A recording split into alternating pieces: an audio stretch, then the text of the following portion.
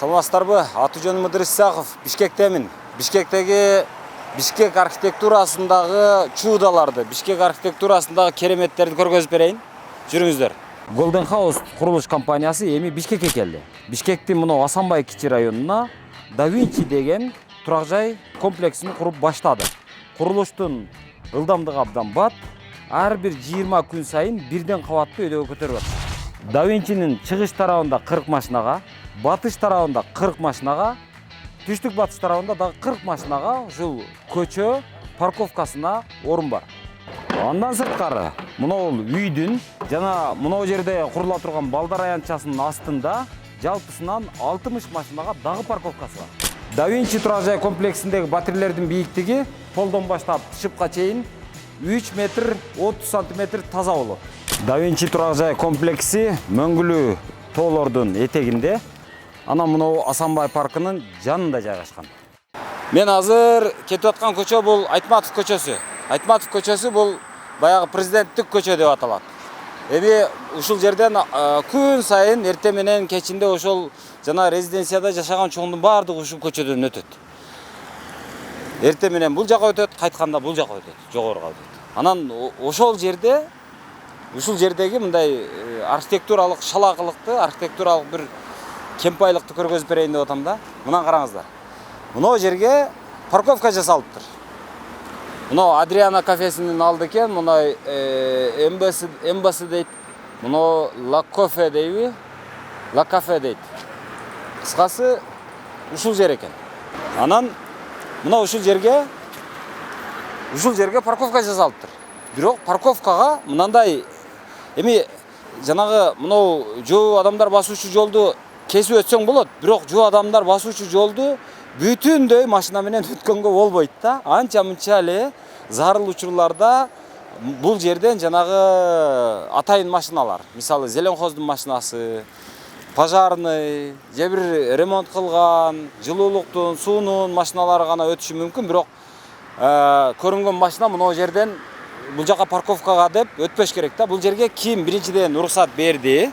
Ушул жерди ким берди негизи эле бул жака? Бул жер жашыл аянт да, ушул жашыл аянтты эмне үчүн буларга берди? Ким берди? Эмненин негизинде берди? Бул Бишкек шаардык мэриясына суроо. Экинчиден, мына ушул жашыл аянтка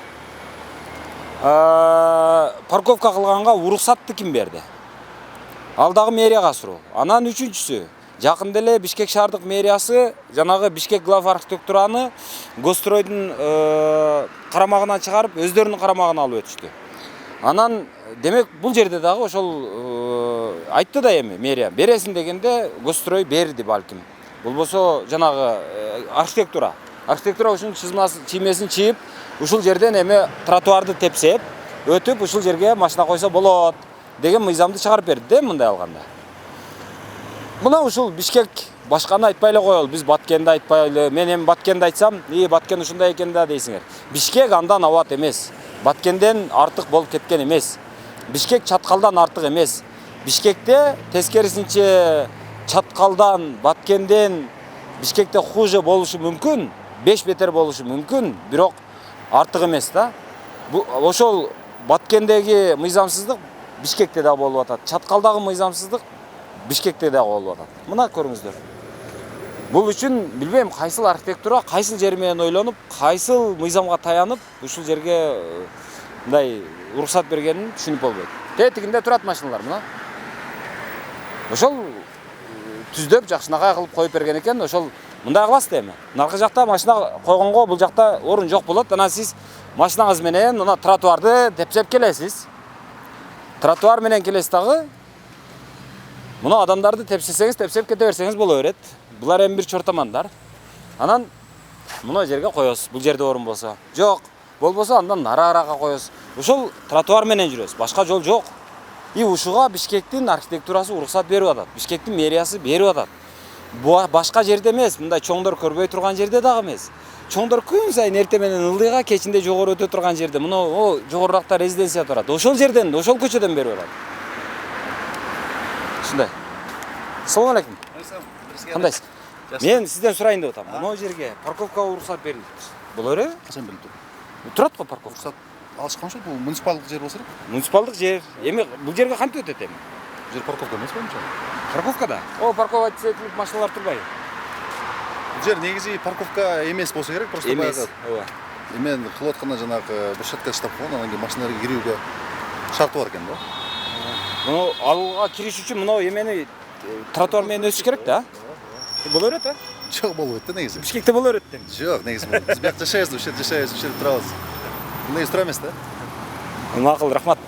Ала кушту атынан атап эле түз эле сүйлөйлү. Мисалы мына машиналар азыр турат. Булар парковкада турат. Анткени бул жерди парковкага ушул мэриябы, башкасы архитектурасы иши кылып уруксат берген. Бирок бул машиналар бул жерге мындай асмандан учуп келип туруп ушул жерге конуп алган жок да. Булар үчүн парковка кылса, демек парковкага жол болуш керек. А жол кана? Жол мына, жол тротуар. Тротуардан азыр мына адамдар нары бери өтүп атса, ошо тротуарды бастырып келип ушул жерге койсоң болот экен. Анда биз тротуар кылып не кылабыз? Анда бардыгын жол кылып салбайлыбы мындан нары эле? Адамдар аралашып жүрө берсин машиналар менен. Тротуар кылып не кылабыз анда? Жок кылып салгыла тротуарды. Кыргызстандагы архитектуранын эрежесинен тротуар дегенди жоюп салгыла. Мына жерде мындан карагыла. Эми ушул жерде азыр мына тротуар дейм. Тротуарды айланып тротуар аркылуу жүрүш керек экен бул эжекелер. Бизде архитектура кайсыл жери менен ойлонот, мен таптакыр түшүнбөйм да ушул. Тротуарда турабы мынабу? Бул тротуар, Анан бул жерге стоянкага уруксат бериптир. А парковкага өтүш үчүн тротуарды тепсе өтүшүң керек экен. Анан жөн эле мындып кесип да өтпөйсүң. Муну тротуарды кадимкидей тротуар аркылуу жүрүп анан өтөт экенсиң да.